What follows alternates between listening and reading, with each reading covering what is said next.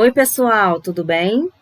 Nos vídeos anteriores, nós aprendemos sobre estatística descritiva e sobre técnicas de amostragem. Vimos também que podemos generalizar as informações de uma amostra para uma população, se respeitarmos algumas características importantes. Nesse vídeo, nós vamos falar rapidamente sobre distribuições de probabilidade, focando nas duas distribuições principais, que são a binomial e a normal.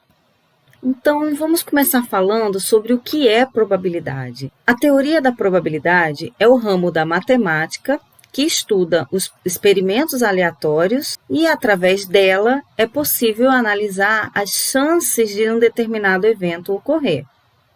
E como isso é possível? E como é que eu calculo uma probabilidade?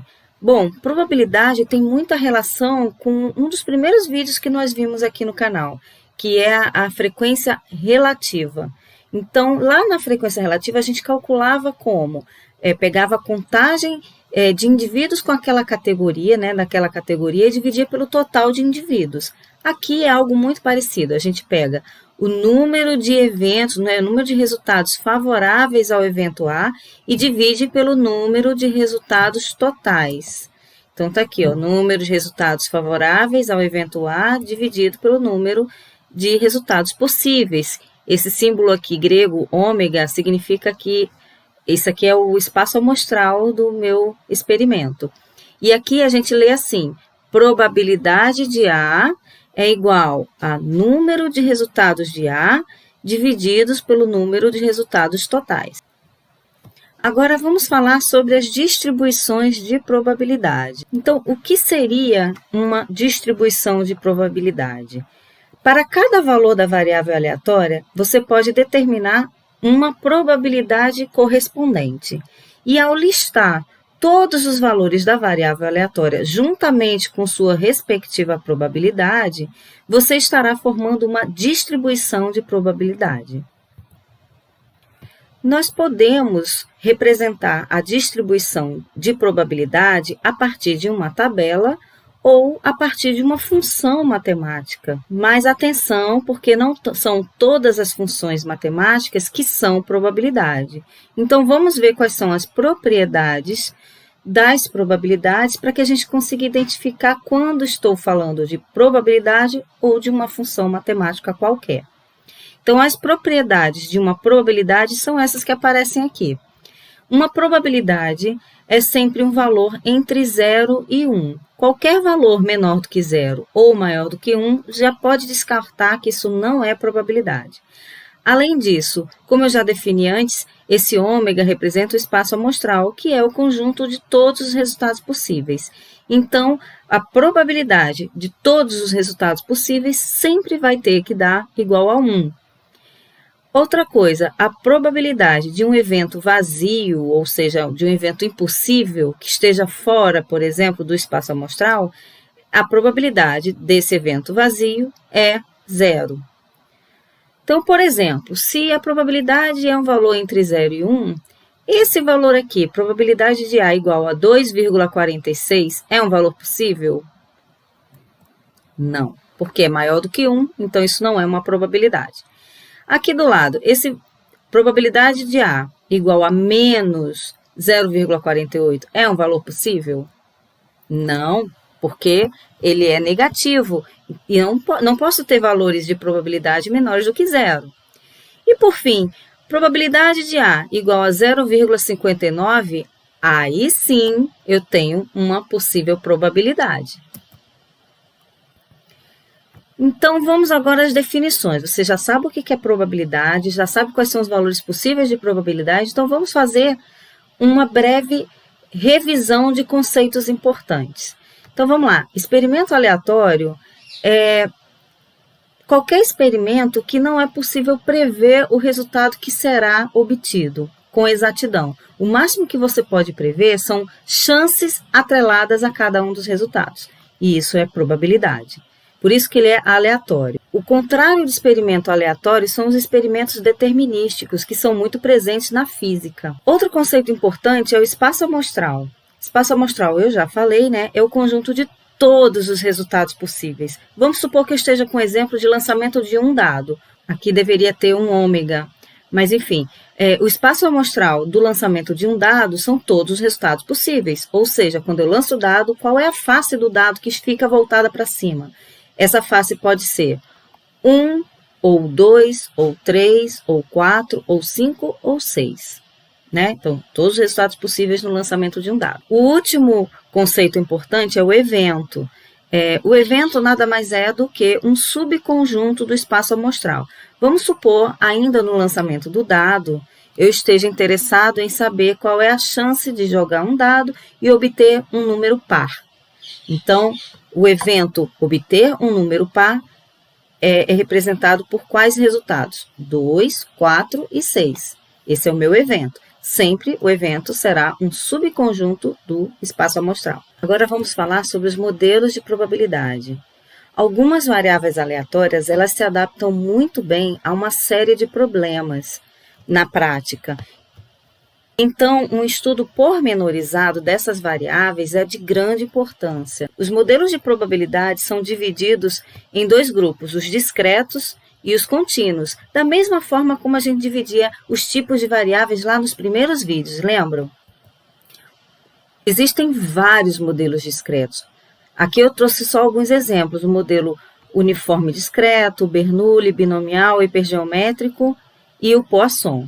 Mas nós vamos focar nesse vídeo apenas no modelo binomial, porque muito em breve nós vamos falar sobre regressão logística, e a regressão logística ela se baseia no modelo binomial. Já para os modelos contínuos, também temos vários modelos, e eu destaquei aqui só alguns. Entre eles, a gente pode encontrar o modelo uniforme contínuo, o normal, o exponencial, o gama, o Q-quadrado, o T-student e o F de Snedeker. Mas nós vamos focar apenas no modelo normal. Vamos falar agora sobre o modelo binomial. O modelo binomial é um modelo de variável discreta, ou seja, ele decorre de uma contagem, né? E é um modelo que conta o número de sucessos em várias tentativas. E cada tentativa eu defino como resultado o sucesso ou um fracasso. Mas como é que eu determino, como é que eu sei que estou diante de uma variável modelada pela binomial? É a partir das propriedades. Você consegue identificar a partir das propriedades da distribuição binomial. Primeiro, a binomial é aquela variável que conta o número de sucesso em várias tentativas, né? Em mais de uma tentativa.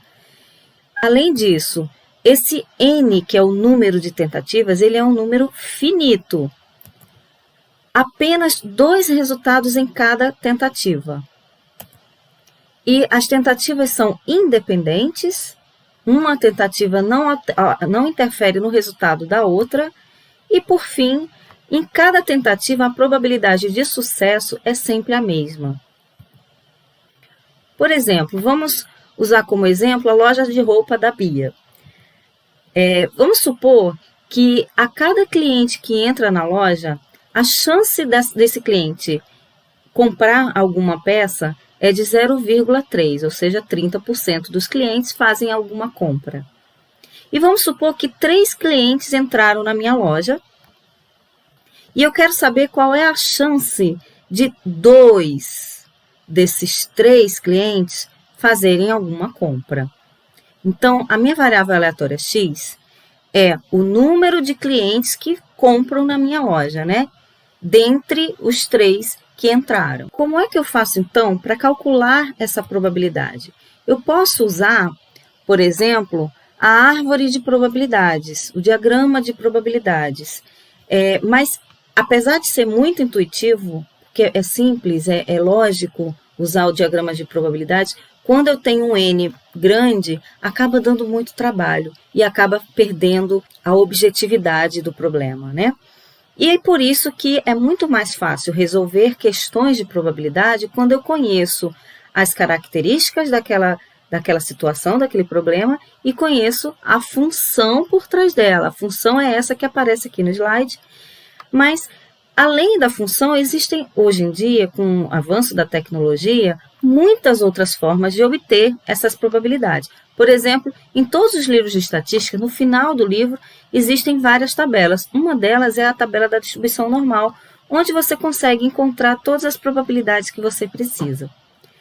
Além disso, vários programas de estatística fornecem funções que calculam essas probabilidades de forma muito fácil. No caso do R, é muito simples, porque você sempre coloca assim, para calcular função de massa, né?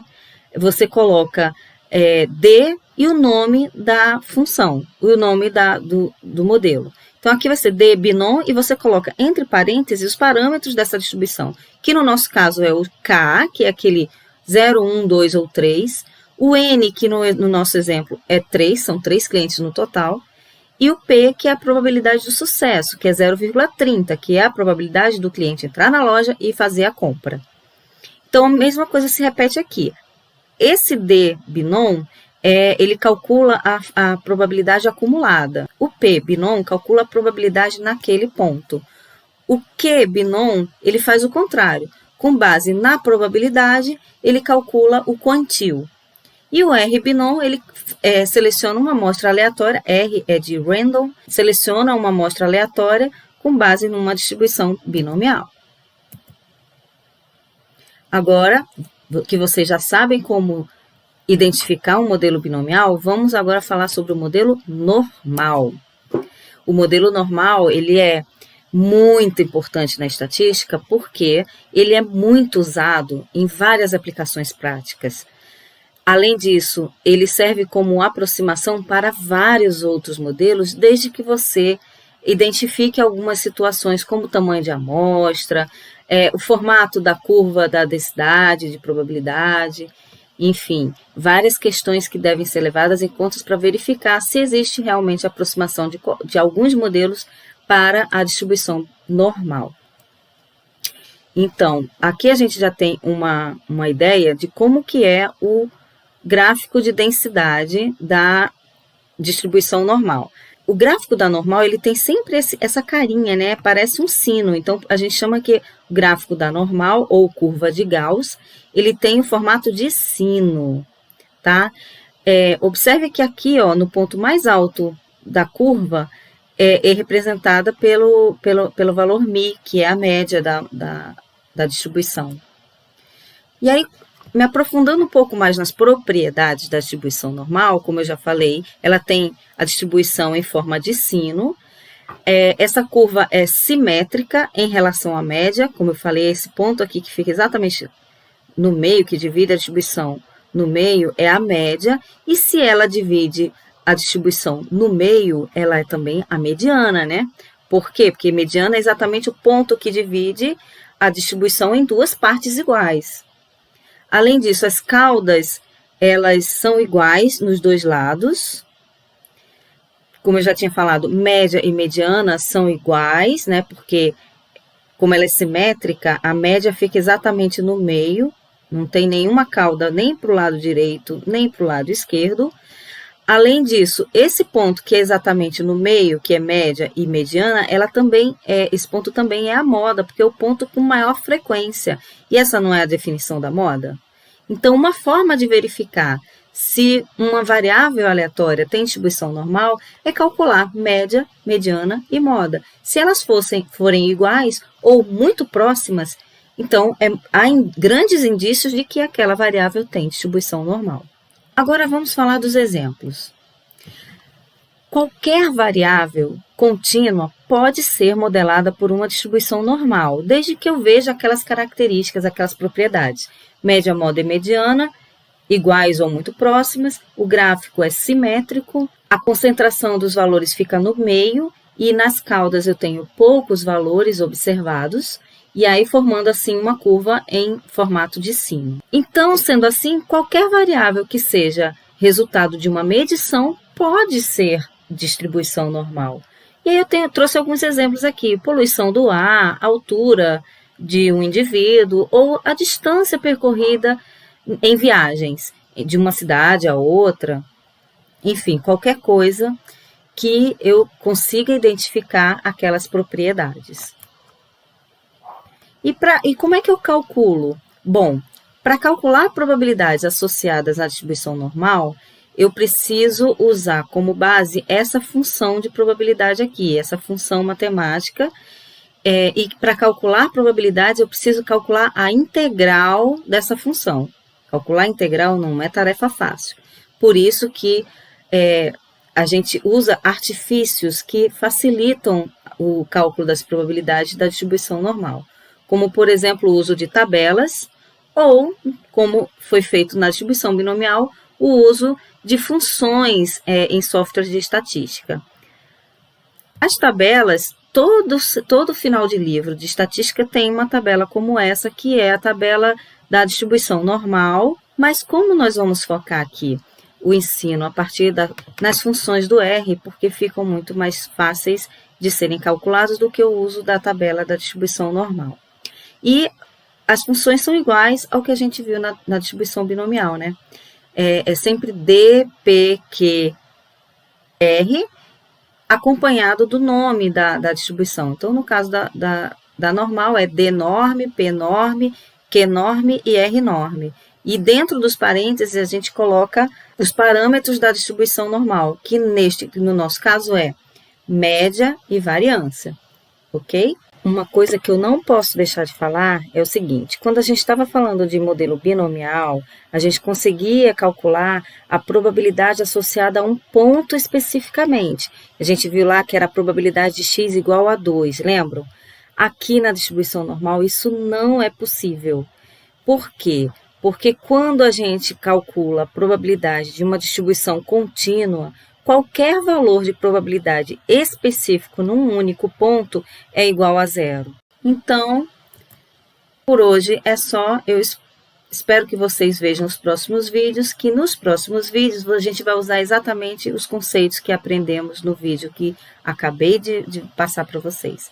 Fiquem bem e até o próximo vídeo.